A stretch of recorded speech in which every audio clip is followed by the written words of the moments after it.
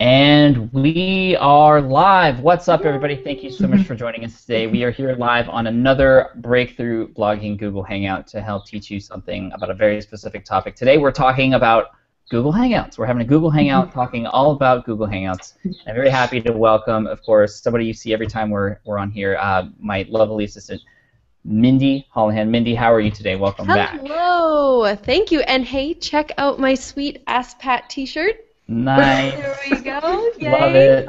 For the Ask Love Pat. the Ask Pat t-shirt.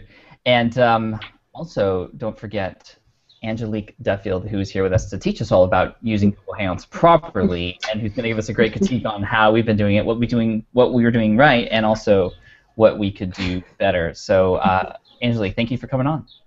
Yeah, I'm so glad to be here. I've actually got sweaty palms. I'm kind of nervous. Are you? No, there's no reason to be nervous. But why don't you just talk a little bit about who you are, what you do, and how did you become an expert in Google Hangouts? Yeah, so I'm Angelique Duffield, and my main company is Bright Spark Media, and I started doing so much stuff with Hangouts on Air that just over the last few weeks I launched a brand new website called hangoutsonairstrategy.com, and this was kind of inspired by Pat because a few months ago I'd actually seen a Hangout that he was on and kind of had some feedback for him about it. So yeah, this kind of started our dialogue back and forth for a few months, and here we are today.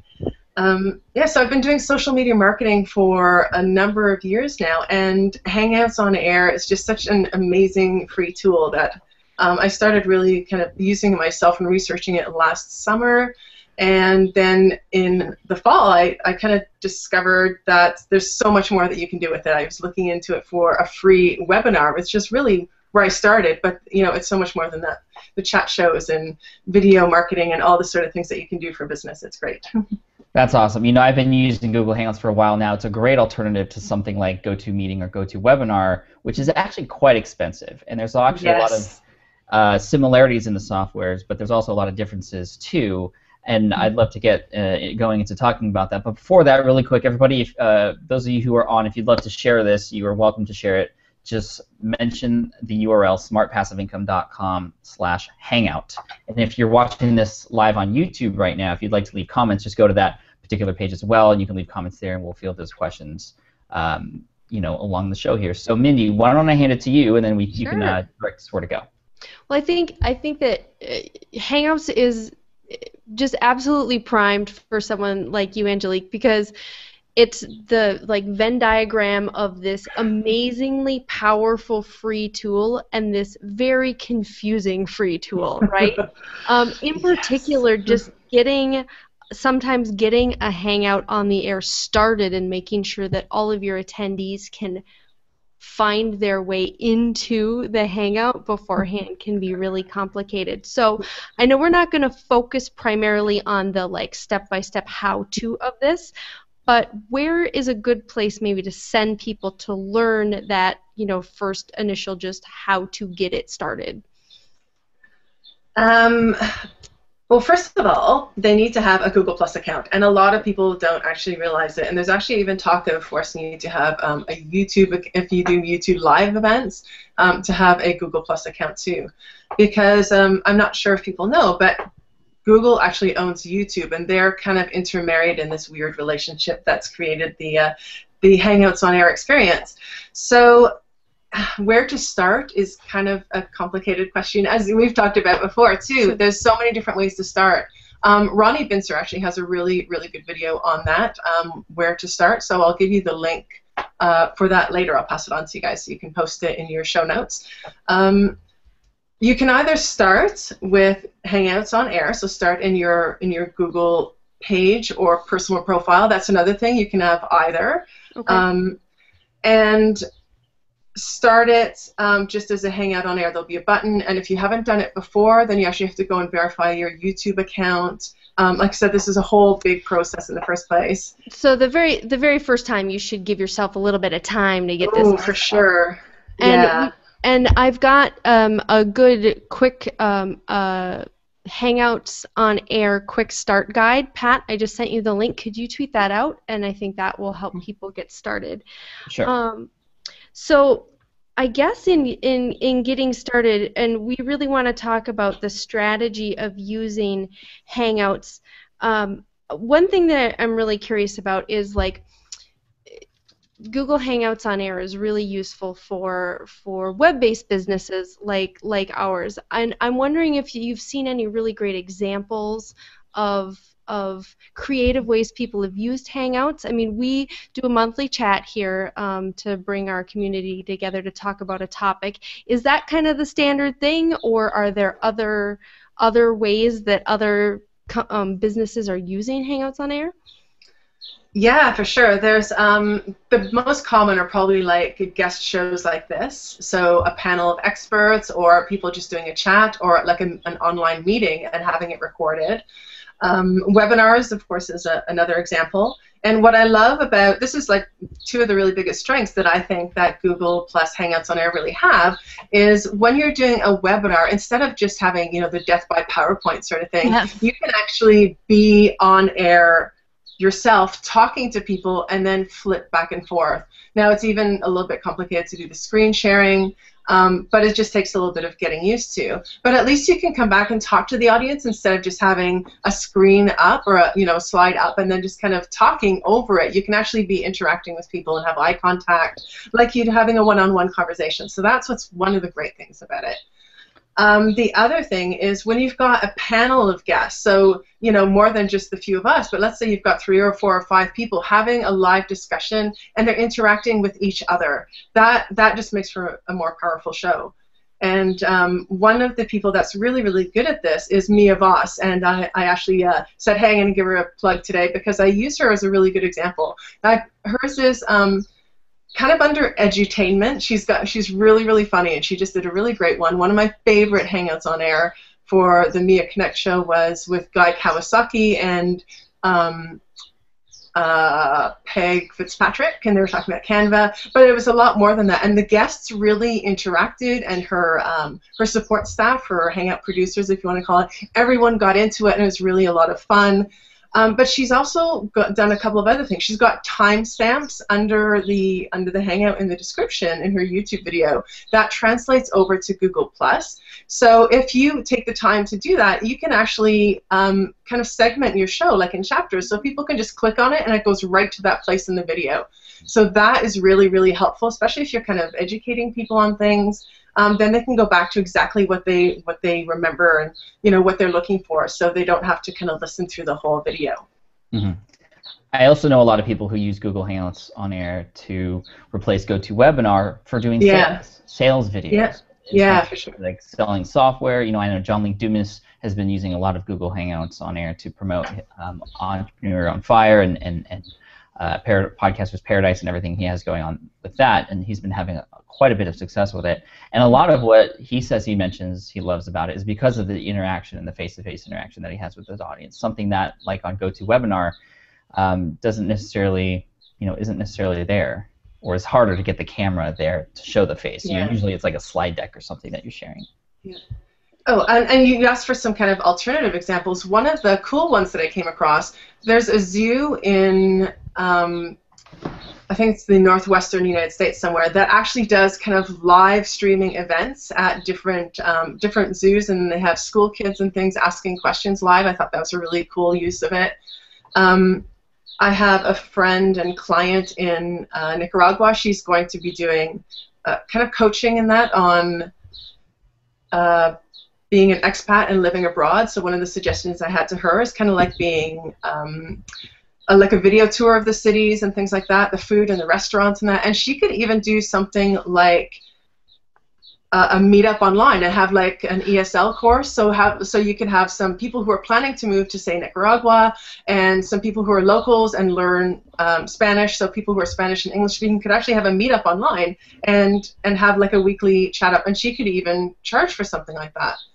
I have heard about people doing cooking shows and charging for cooking lessons. Can we talk a little bit about how you would go about using it for a revenue generating event like that, where you're charging people for access to the Hangouts? Because like this Hangout right now is publicly available, anybody can join it. How would you go about setting up a private Hangout? What you would probably do is have your payment system set up separately, and Sure. then you would just give people the link, the kind of the same way that you've emailed me the link. And you can actually set up, if you go through YouTube live events instead of through Google Plus Hangouts, you can pre-schedule an event in the first place, but you can actually change it to private or unlisted right from the start. So it never actually broadcasts to an audience. And then you would just give them that link, and they would be able to participate, and they would be able to review it later. So I think that's probably the easiest way to set something up and have a payment system. I'm sure there's going to be lots of apps and plugins and things that control that sort of thing later. I'm not sure there's Webinar Ignition and Webinar Jam and all those that are kind of mimicking what you do with GoToWebinar, and they have, you know, the autoresponder sequence and all those things. I'm not sure if they're going to be set up to have kind of payments and things like that, because that would definitely be a plus for a lot of people who are doing online business. That's really great. That's really interesting because we have a lot of members in the breakthrough blogging community who do want to create membership websites as well as host events like this where they're, you know, maybe charging for access in terms of doing some sort of course offering. Can we talk, I guess, I'd just be really interested in knowing your thoughts on the strategy behind using Hangouts on Air. You know, the way in which you would recommend, say, a web-based business approach the use of it, if it's a combination of publicly available events and private events, or just sort of your thoughts on that.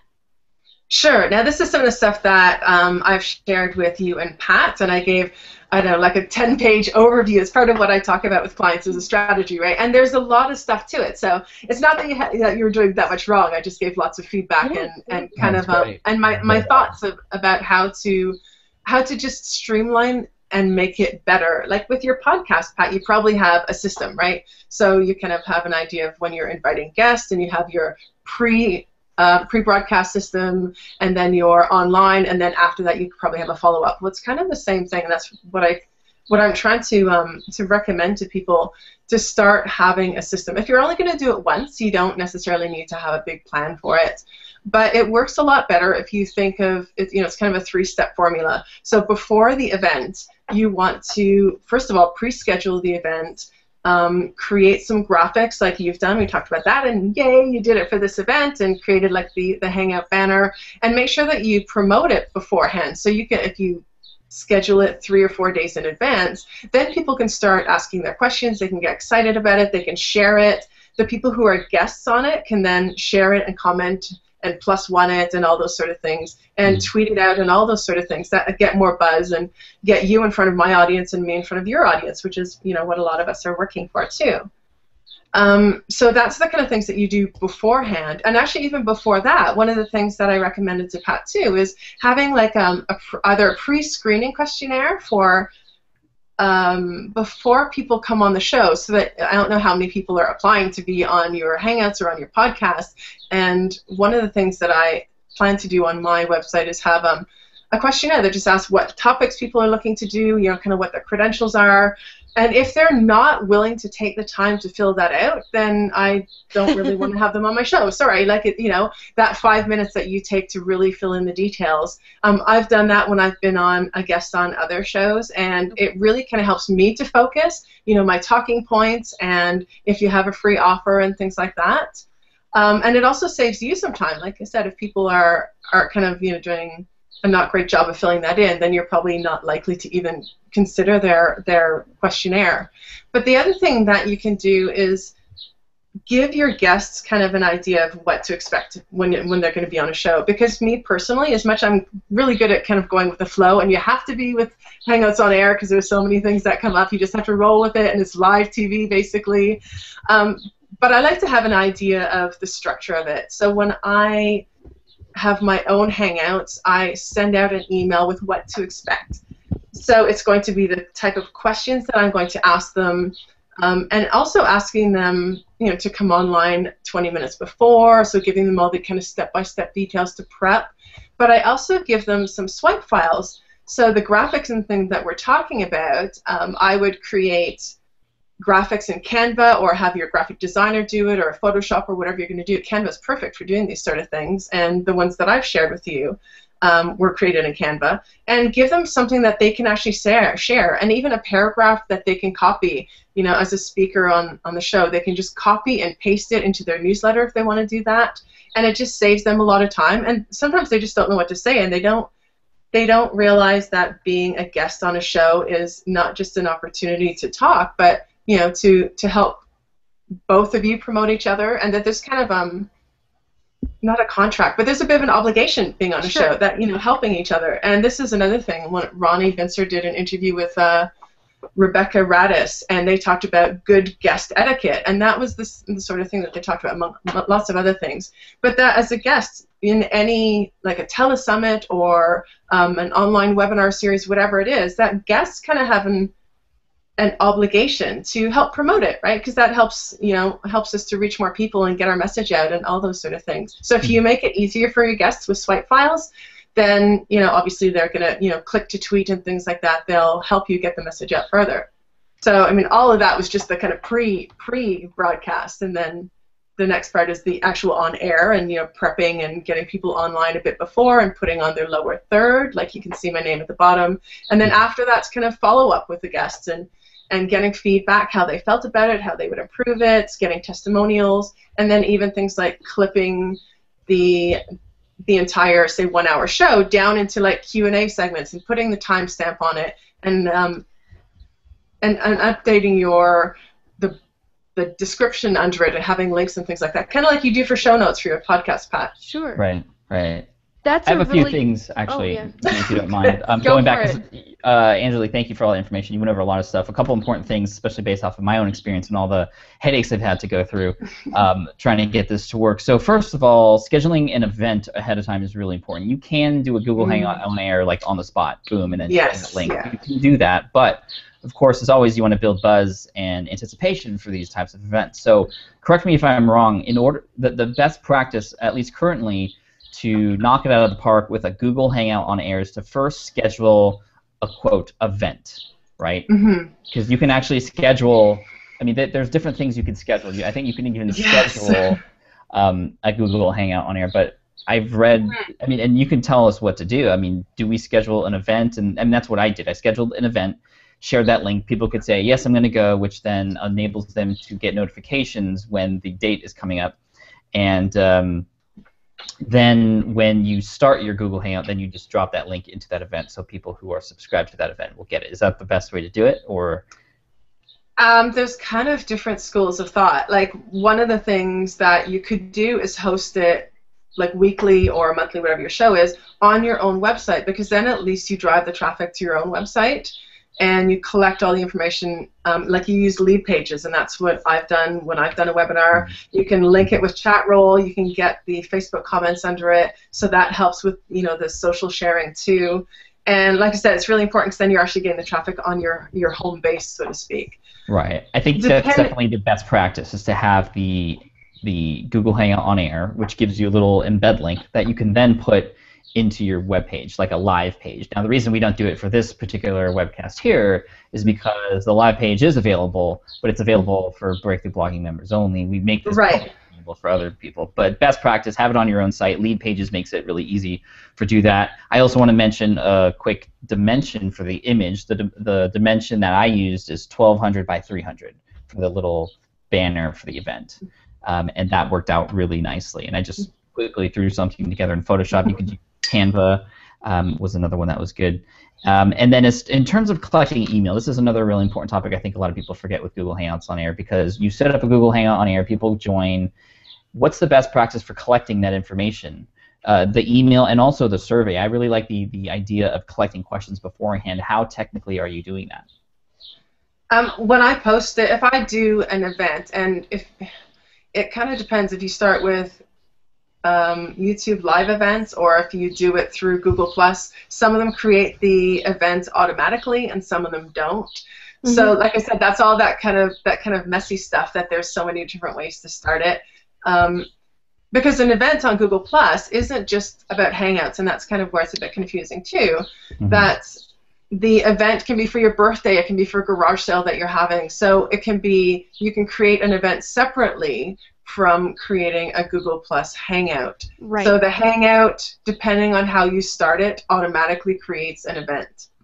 And a lot of times people will just keep, depending on where your audience is, if your audience is on Google Plus, then yeah, keep it there and get all the interaction there. If your audience is on Facebook, then you can use the link and post it on your Facebook page and collect your questions there, especially if you've got someone who's your on-air assistant who can be going back and grabbing questions.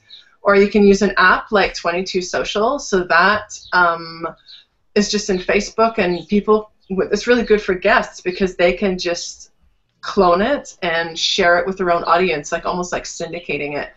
So there's lots of free tools that are coming up to make it kind of easier, and the good thing about something like 22 Social too is that you can have like a light gauge, or you can collect emails to have people, forcing them to give their email so they can watch the show. But otherwise, I don't tend to collect emails with that. What I do is have a free offer of some sort. Like I've got the Hangout Quick Start Guide for you guys. That's obviously going to be of value to people, and then that encourages them to go and sign up, and that way you collect emails instead. That's a great strategy. So to have a giveaway something on, like if you're doing a free webinar or free Google Hangout on air, I have a giveaway and mention a quick, easy to remember URL that people can go to and then subscribe to collect that information and also give away.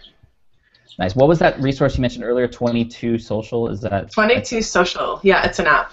Okay, just want to make sure people got that URL.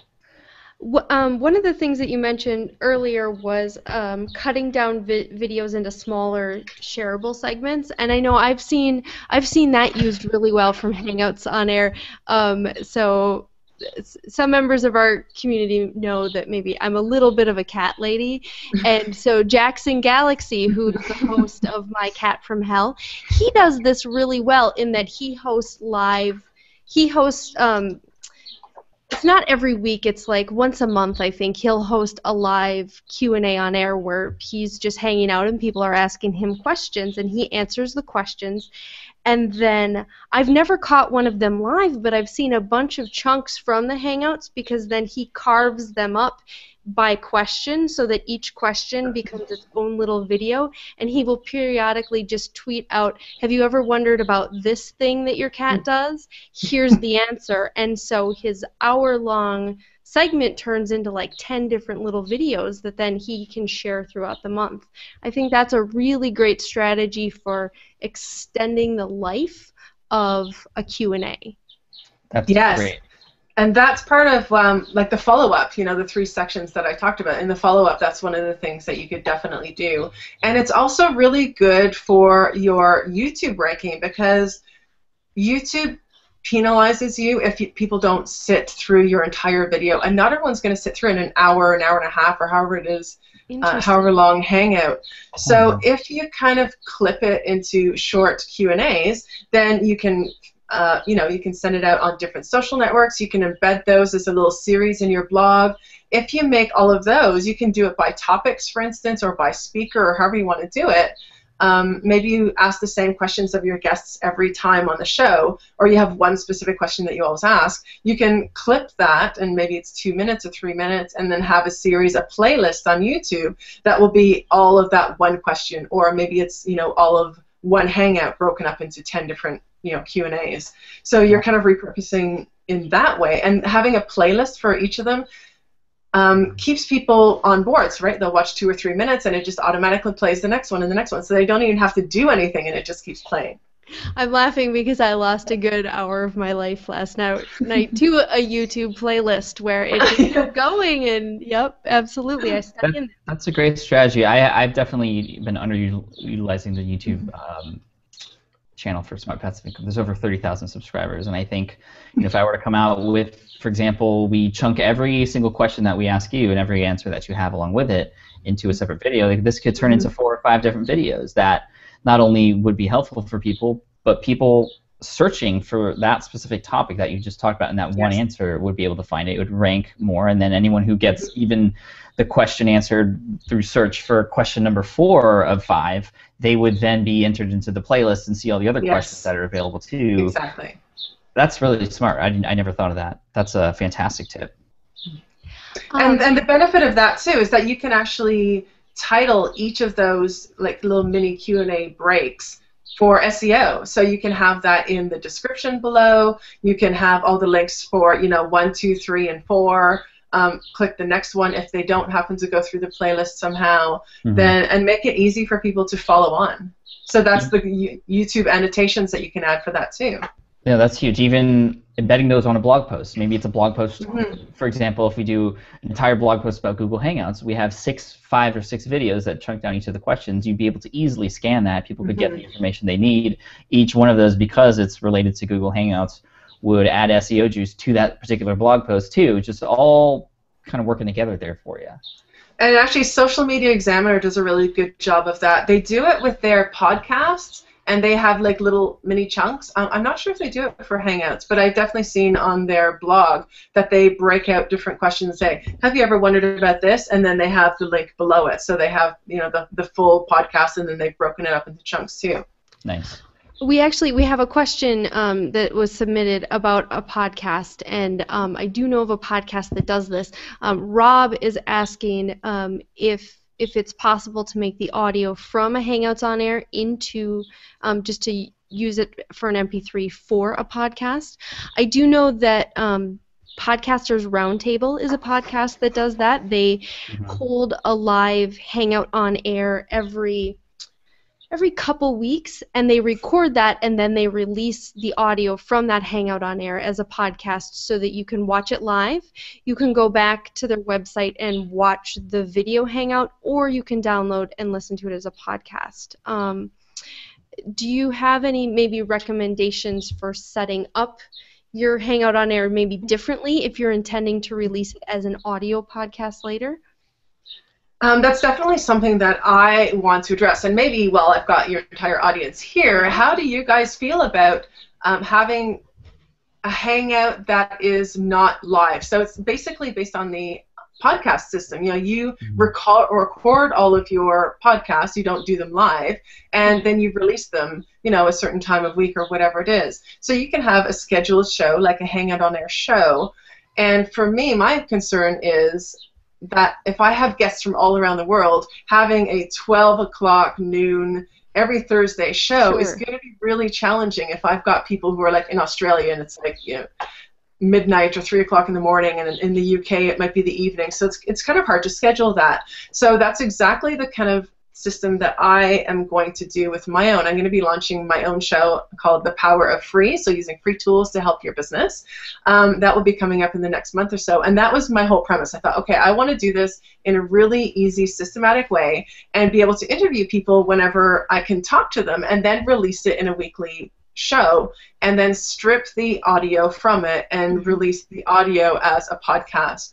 So you can use something like ScreenFlow. It just actually splits the audio, and I use ScreenFlow for a lot. I mean, it's a pretty simple tool for Macs. Camtasia would work for PCs. Audacity would work just fine too. Yeah. You can import the audio from videos into Audacity, Reaper as well. Yeah. So all of those you'd be able to strip the audio, but here's kind of a caveat about that. And if you're going to repurpose it, this is where it might be worthwhile to edit or to be mindful. Pat, I think in one of your recent shows you talked about being aware of where you're going to be using your material, because I just listened to one, somebody really big in the industry, I won't even mention it, but I was listening to his, and he had definitely repurposed a Hangout on Air as a podcast. And they were saying, oh, you go up here and you click this. So some things don't translate very well. So you have to be really careful, because I'm thinking, I can't see what you're doing. And it does get frustrating, yeah. Yes, yeah, absolutely. Yeah. I find that there's a comedy podcast I like to listen to a lot, and they're recordings of live shows, and frequently you can tell he's acting something out on stage, but you don't know what he's acting out. Right, that's a big pet peeve of mine when I hear podcasts that I know are stripping from video, and you just have to be conscious about what's being said and what the end user is doing, and how they're sort of absorbing that content and what else it might be missing. I think that's why you see me post unique content on the blog, unique content on the podcast, and unique content specific for YouTube videos, and have a very specific set of things that go on each. I mean, it's just you got to just be conscious about it. but I don't think it's terribly bad, especially if you are conscious about it and it's being wise with your time. I mean, you could essentially do a Google Hangout on air, strip the audio, and turn that into a podcast, and then take that transcript and then put that into a blog post. And there, Absolutely, you have a 3-tier sort of attack there. But again, you know, you just have to make the best judgment call, and then also set those expectations with your audience. If you obviously tell your audience, you know, subscribe to all 3 because they're all different, but then they all happen to be the same, then obviously it's not good. But you can use those things to your advantage. That might be, I mean, that's a great example of repurposing. And, you know, as entrepreneurs and business people, that we're trying to save our time and use our time for creating all these other things. So that's a good way of doing it. But maybe it would be good to then, you know, just crop it down and edit it so your podcast is, you know, maybe 20 minutes instead of the whole hour that you've got to hang out on air. And you can edit out the best bits that don't have any visuals. But having said that, the beauty of Hangouts on Air, of course, is the interaction part, and things like you can screen share, and you can, you know, you can actually draw on documents and things like that, and have great meetings and things. So it depends on what your purpose is when you're creating the Hangout in the first place. So that brings up one of the other questions we have here, which from Katie, and she is asking. She's saying that she's not even aware of all of the features that are available in Google Hangouts. And so I'm wondering if there's, you know, any that you'd particularly like to highlight. Like, I know how to screen share, but you just mentioned being able to draw, and I don't know how to do that. Okay. Well, one of the first things that I always tell people is how to get their lower third. So I can see Pat just pulled his on just right a few minutes ago. Is mine on the right way? Because it is. It looks in backwards. my preview, it looks backwards. Why would it do that? That's so weird. Oh, you can do that. You can mirror it. There's a little button beside it that you can flip it around so you can see it the right way. But would I be mirrored? No, you would be, but the people would see it normally. Okay, there. I just. Oh, so no, I just turned it off. Sorry. I can actually see that you've just added Google Effects, so I can see that you've just changed something there. Probably the biggest. Little apps. So on the sidebar, there's a whole bunch of little apps that we can add in. I've experimented with a few. With Control Room, the person running the call, so that would be Pat here, he could, if I was really, really loud, he could adjust my audio and make me quieter, right? I can mute you, like this. Well, you've been muted.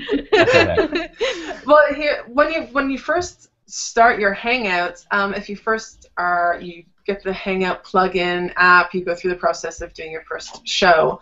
You don't actually have all these things installed. There's a few things like the screen share and the chat that are already installed. And the chat that we're talking about is actually the internal chat, like Mindy and Pat and I being back and forth, and just kind of troubleshooting and just asking like little questions. And that's so the people in the audience don't see it. But if there's anything going on, or hey, we should talk about this, it just kind of prompts to keep between us. So that's a really useful feature. That's one of the ones that comes up automatically. But the lower third, like the banner that people see with our name and our website in the bottom, is something that I'd really recommend, especially if you're going to be a guest on someone else's show. And you can actually even customize your own. Pat, I can give you the dimensions and things like that for it later. But it's called the Hangout Toolbox. So you want to make sure that you go and install that. So there's, on the left-hand side, there's actually a little 3 buttons, and you can add apps, and then you can go in, and there's all sorts of things like Google Drive and Remote Desktop and Google Effects and SlideShare, and obviously one of the other ones is the Hangout Toolbox. So that's one of the most important ones to load up right away. So it's actually not by Google+, it's an independent developer that's created it, and that's how we all have the banner at the bottom called the lower third. So that's something that I think is pretty important. And then the control room, like you said, I think that came about because originally they didn't have the option of muting people or turning off the screen or blocking people, and there were some reported incidents that had happened, like people being not such great guests, shall we say, and at some point, sometimes you want to be able to just kind of boot those people off, basically. Yeah. So having that control, so you can control the volume, and sometimes people even forget to unmute themselves or forget to turn their video on, like maybe they've stepped away from the computer, put their avatar up, like this, and this is kind of like an etiquette thing. If you're going to leave your seat, make sure that you actually turn your camera off so it doesn't look like you've just got an empty chair. That's just a bit of a tip. And Nice. if you come on to a show as well, quite often you're muted and you have your avatar automatically coming on if there's 3 or more people. So that's all the little features in the top of the top navigation bar. Interesting. I'm also a big fan of Google Effects. Which would be fun. I use this tool a lot because my buddies and I use Google Hangouts, the private one, to like do our football drafts, actually. Yes. Drafts, and then you could do fun things like put glasses on you, and it's kind of cool how it kind of just follows. It kind of can read. My mom and I use the YouTube app so that we can watch YouTube videos together and laugh at cats. I'm glad that you brought that up because that's something, if you're doing an on-air broadcast, that's fine if you're doing the Hangouts, which are the ones that are not broadcast. But the Hangouts on air, do not do that. Do not share a video because Google is really, really strict about the copyright thing. Whoa. Yeah, it's because even if it's your own video that you've created, the whole copyright infringement thing is really a sticking point, especially with Hangouts, and YouTube said that they're really hard on people for that. So definitely do not share YouTube videos when you're doing a Hangout on air. Okay. Also music like radio play music. Oh God, no, yeah. That'll get, because they use bots to check for copyrighted music, and they err on the side of pulling things down, and you have to petition to get it back up. Because I know there's been cases where it's been fair use, right? Like maybe it's a professor giving a lecture about the cultural impact of a piece of music, right? But if YouTube, the bot finds it, it will pull your video down. And I've had the same thing myself because I do wedding photography as well, and I've created videos with Animoto, and they've got royalty-free music, and then it's I've uploaded it for my clients to see, or as a portfolio promotion for me, and I've had it flagged by YouTube, and all you do is you actually get notifications in your YouTube channel. I can't remember exactly where it is. And you can actually reply to that, and it gives you a whole bunch of options. So you can say, it is royalty-free music. It's part of the Animoto suite. And then they just come back and take it off. Or they have, the author or the songwriter at the bottom so people can buy it on iTunes. That's the sort of thing that they'll do. However, it's really important not to get any copyright strikes or any kind of strikes again from YouTube, because they will just shut down your entire YouTube channel. All the videos and views and subscribers and things that you've worked so hard to build up, if you get nailed by YouTube, they will just shut it down, and you've got 3 strikes and you're out, and it's there's no negotiating about it. Because they want to be very sensitive of copyright issues. Someone was just asking why would that be the case, and it's just that they're very sensitive toward copyright infringement. That's why sometimes too you'll have a link to a video that will work, and then maybe you'll go back a week later and the video will be gone. Yeah, or it's a copyright in different countries too. So if you're watching something that is from Germany or the U.S., and you might not be able to, I can see Pat with his nice mustache on. I was like, it's been on for 2 minutes. I was just kind of waiting to see. I saw your glasses and things. I'm just trying to ignore it and trying to be civilized. No, sorry. Yeah, so having too much fun. Different copyrights in different countries. So that's where sometimes you don't get access. No, I mean, I think there's a lot of things like that you could do wrong. But what are some of the common things that people who do Google Hangouts on air, just the common mistakes people make, so that we can all avoid them? The first thing is posting it in all sorts of different places. Like, really think of where your audience is and focus on 1 or 2 places. We talked about the benefit of having it on your own website. And if you've got a weekly show, then people will know that every week it just comes back in the same place. Like maybe for me it would be brightsparkmedia.ca/webinar or Power Free, and every week it would just change. And that way you can actually use it promotionally too. So they know that link every week, if they want to tune in, they know where to find it, they can bookmark it, and it's going to be in the same place. So having telling people go here if you're on this, go Google Plus or go to YouTube, and tweeting it out on Twitter. It's great, but then it can be really confusing for people. So the biggest thing is think of where your audience most likely is and post it in that one place for them. Right. How about just on the webinar itself? Do you have any tips for making it flow better and just being confident about being on camera and things like that? Some of it is, the biggest tip is to overact almost, because it really, when you're on air, I don't know if you notice that you kind of tend to look, a little bit dead. Like some people who are, I don't really have that problem, as you can see, but being a little bit more animated than you normally would, because there's nothing worse than having a guest who's just kind of sitting there and looking like this.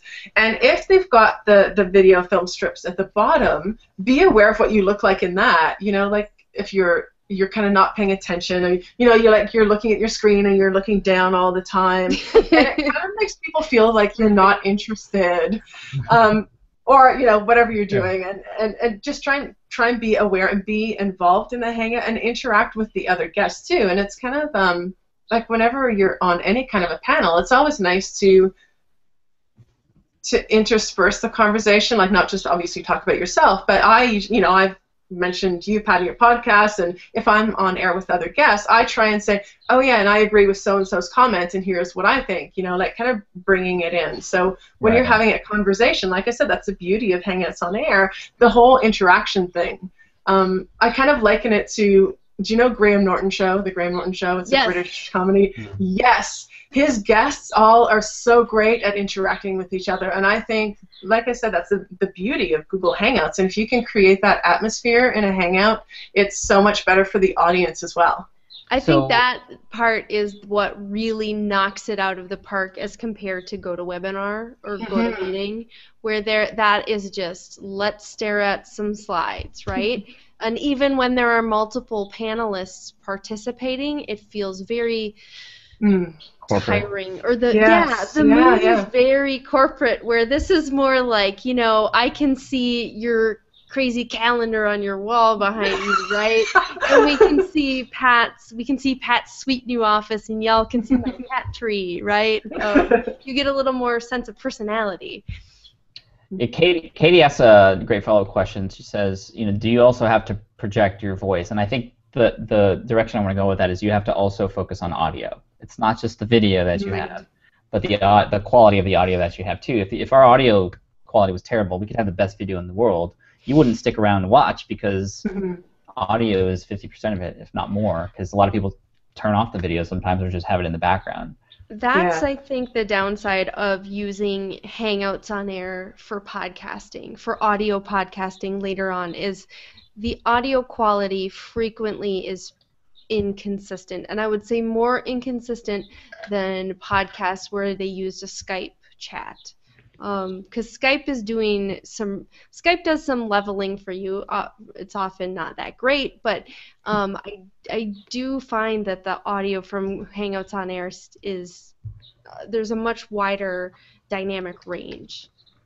And especially if people don't have their headphones in, and sometimes you get feedback, and just all the noise that's in the background, and because people are just kind of talking to their computer, they don't necessarily have a mic. Like I actually don't have a mic here. Sometimes I've got just some Plantronics headset with a mic, and that does definitely improve the sound quality.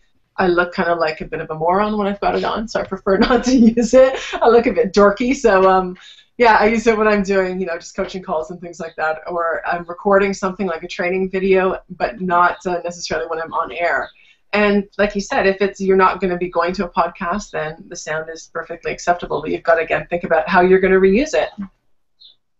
Right. Absolutely. And I would say headphones, absolutely ask all of your guests, all of your participants to wear headphones to reduce feedback. Now, this isn't all to say that having a solo show or a solo hangout on air, that's not bad, right? I mean, it's just a little bit more difficult to keep things going and keep people interested because you don't have that interaction. However, there are ways to interact with your audience through Google Hangout. What are some of the different ways that we could do this? I know there's the Q&A sort of app that allows people to ask questions, but even then we can't necessarily reply to each of them. We can sort of sort them, but that's about it. Some people embed chat areas or chat rooms within a page with the embedded video? Do you have any recommended chat services or best ways to interact with an audience during a webinar to get that immediate feedback? I think that's one of the actually I was going to say that's one of the nice things about GoToWebinar, but even with GoToWebinar, you can field the questions nicely, but you can't reply to them individually, and it's just a mess as well. So what are the best solutions for us in terms of interacting with our viewing audience? Yeah, I've covered a couple of them before, like 22 Social does a good job of that. Chatroll is, an app that you can add under if you're putting it on your website. Lead Pages has that all integrated for you. So if you have it hosted on your own website, that's an easy way to do it. Having somebody to help you with it, someone like a Hangout assistant, basically, who can be fielding the questions. If they happen to be posting it on your Facebook page instead of in the chat box where people can field it, where it comes on screen or whatever, then just somebody collecting the questions for you. It's kind of hard. Like Sorry, I was going to say the best team I've seen do this is John and Kate from Entrepreneur on Fire. John does the webinar, Kate's there always fielding the questions, and she sends him questions over Skype that she finds in all the different places so that he can make sure all the questions, no matter where they're at, are addressed. So Kate's sort of searching for wherever the questions are at, and then she directs them to John, who is on Skype. So that's actually a good solution, I think. The Q&A app that you're using, if you create a Google Plus Hangout event, and it comes up with that Q&A. Now, the first thing is you have to remember to start it before you broadcast live, otherwise the Q&A part won't show up. So I'm not sure if people are tuned in now and are actually using the Q&A app, because then it actually has the question ability later. And you can actually pull up the questions, and in theory, now I don't know if this has actually worked, but it's supposed to be flagging where in the video you answered that question too. So it kind of puts a marker. I remember hearing about that ages ago. I'm not sure if it actually works or not because I've not tried it myself. Interesting. The trouble that I have, and we use the Q&A app, the trouble that I have is that only Pat has the ability to select and dismiss questions. Right. So I'm here to monitor the questions, but I don't have the ability to dismiss them after they've been answered. And you can click on the question to kind of indicate, like, this is the question we're answering right now, but only Pat can do that, which... Huh, I didn't even know that. Pat, are you the one who came on first on the show? Yeah, I started and then invited you. So, yeah, so let Mindy be the first one in the show, and then she can control everything instead of you doing it, because then you can focus on being the host, and Mindy can do the producer, the on-air producer sort of stuff in the background. Interesting. So then to do that, I need to be a moderator on the Smart Passive Income Google Plus page. Yeah, and that's another thing that I should mention too. We've talked about. Yeah. Oh, I know. And part of this, we've got to think that Google started first, and then there was Gmail, and then there was Google Plus, and then YouTube came along, and they acquired YouTube, and now they're trying to merge and marry all these things, and it is a bit complicated. And one of the pieces of feedback that I had given Pat when I first tried to find the Hangouts before the Hangouts on air that he'd done, I'm like, oh my God, I know I listened to one of the Hangouts. Where are they? And Pat happens to have like 3 different Google Plus pages or profiles and 3 different YouTube accounts, and that it's not your fault. It's just a really kind of a messy situation. It's partly my fault, but yeah, I mean, partly me just wanting to figure it out on my own and not asking for help along the way. But yeah, I mean, it wasn't very clear at all on what. Oh, I know. I know. Now, when I do these live broadcasts here for Breakthrough Blogging, they get recorded and put in my YouTube account, but not the Smart Passive Income YouTube account. It's like my personal one or a second one that I have. I don't know. It's just crazy. I know, and I will hold my hand up that I know that I need to fix this for myself too. But it's kind of a process figuring out which one is going to get the most value out of keeping it. Because if you create a brand new YouTube channel, it automatically creates a Google Plus page, not a profile, a page. And actually, pages they tend to have more glitches in doing Hangouts on air than a personal profile does. Interesting. Having said that, if you have a page, it's just like a Facebook page. You can have up to 50 different admins on your page. So that way, both Mindy and Pat could come on the show, and Mindy could be the, the Hangout producer or the on-air assistant, and Pat could just be the host. If you do it as a personal profile, so this is okay if you know the people, but if you're doing it as, working for clients, they might not want to give you their login information. But as your personal profile, you can log in on, 4 different laptops and a computer and your mobile phone and be different people who are logged in. So that's kind of a way of having somebody, be the on-air assistant and log in as you in your personal profile if you're running it through your profile instead of a page. Like I said, even that, just hearing myself explain it, I'm like, oh my God, I'm so sorry. It's just so complicated and confusing.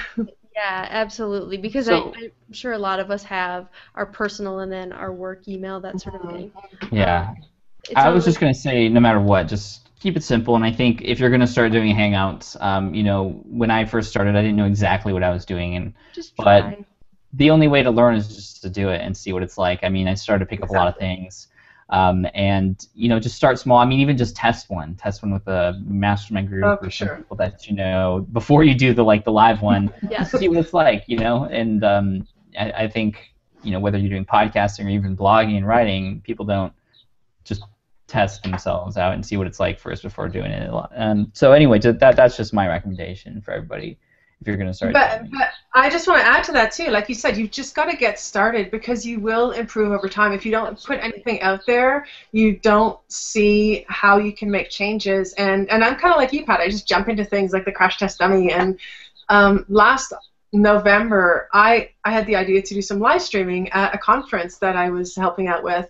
And I thought, hey, I'm going to do this. I'm going to be like a roving reporter. I'm going to do it on my phone, and I've seen people do this, and it's such a great idea, and that's kind of what attracted me to Hangouts in the first place.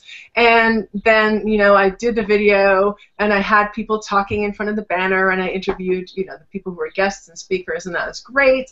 Then I looked at it afterwards, and every time I was moving and panning, okay, so we're walking to the conference room now, and look, here's all the guests. And then I looked at that, and it's like being on a roller coaster. It was so awful, and I wouldn't have known that until I watched it back because Hangouts take up so much bandwidth. Anything that's moving is really, really difficult to do. So I learned that. So next time I know, it just has to be stationary camera. And, having somebody mic'd up is good, or, whatever it is, lighting in different situations, or, all those things that you don't know until you actually start practicing it. And I'm sure if you look back at your podcast, you kind of cringe at the first 50 that you've done, and everybody does that. So you've just got to get out there and put something out there, and you get better at it. Absolutely. Some people are asking about getting this video and rewatching it later, or getting the audio for it. I mean, I think what happens, just so everybody knows, is this gets recorded onto my YouTube account. Not the right one, but it gets recorded there anyway. And I can download the video file, and from that point, I can put it wherever. I can embed it into what we do is we embed it into Wistia, and then put it into our Breakthrough Blogging membership site. You can strip the audio from that as well by just dropping it into ScreenFlow and separating the audio and the video tracks. You can do whatever you want with it at that point. If you are a Breakthrough Blogging member, you will be able to get that on the membership site. Yeah. One question I had written down that I just wanted to make sure we didn't forget, we were talking about beforehand, was making videos private after the event. And I wrote that down, that was something we wanted to make sure to hit. Yeah, I mentioned it earlier in the show. Yeah. So if you start it from a YouTube live event, instead of a Hangout on air from Google, then you can actually choose right away to make it private or unlisted. Okay. Otherwise, you can go back, like this one that you've got here, you can actually go back and just like any other YouTube video, you can change it from public to unlisted. Okay, wonderful. Perfect. Wonderful. And these are typically pretty large files, just so you all know. So it takes a little bit of time to download and then re-upload if you are looking to do that. Another good reason to chunk them up into different pieces. Yeah. Absolutely. Cool. This is great. Well, we're reaching the end of the hour here. Angelique, thank you again so much. Where can people get more information from you and get more information about doing well with Google Hangouts? For the most part, I've kind of branched off and have a specific Hangout-oriented website. So that is on my banner at the bottom. So hangoutsonairstrategy.com. And yeah, that's where I'm just starting to build it. So I'm going to be creating a course on how people can dive in the strategy a bit like I was talking with Pat. So that all the stuff that I've given you would be kind of chunked up into a course in the before, during, and after a Hangout. And I'm obviously going to start adding blogs and resources. I've got a playlist on Hangouts on my YouTube channel. That's Smart Social Media for Biz, and that's the number 4. So I've got a playlist with a demo reel of different things that you can do with Hangouts, like live streaming and live events and webinars and that sort of thing. And all the videos that I've talked about as examples, like people who are doing it well and the guest etiquette and all that. All of those sort of things I've actually got in the playlist. And you talked about wanting to merge your YouTube channels and your Google+. I've got some links to those things in there too. Awesome. Thank you so much, Mindy. Anything else to add? No, I'm just grabbing those links, and I will. No, I think this was really helpful. It just feels like this big amorphous opportunity that I know I'm not taking enough advantage of. So this was really helpful to get some very clear, specific ideas. Thank you. Awesome. And the free gift that I talked about for Pat is, we just kind of glossed over the the how and the why of Hangouts. So it's basically a Hangout quick start guide. There's some screenshots in there. So if people who've never been in a Hangout, the sidebar that we talked about and that Hangout toolbox, all of those things are, the terminology is all listed in there. So you can go ahead and grab that. I think Pat's already posted the link for it. And then I've got, the course that I've got coming up if you want to check that out. And just some Hangout strategy sessions. I've done a special offer for Pat's crew if anyone is interested in that. And you just pop over to that hangoutsonair.com, or I will post the link for you later. All right, I posted that link at smartpassiveincome.com/hangout. You'll see it posted there in just a second. And yeah, thank you all so much for coming on and spending an hour with us today. Thank you, Angelique. Thank you, Mindy. If you have any questions you'd like potentially featured on AskPat.com, head on over to AskPat.com. Mindy's sporting the Ask Pat t-shirt today, which is awesome. Yay. And if you are a podcaster, be sure to check out and sign up for the beta release of the Smart Podcast Player, which is going live tomorrow in beta launch at smartpodcastplayer.com. So check that out. Thank you all so much, and we will see you very soon. Take care. Bye-bye. Bye.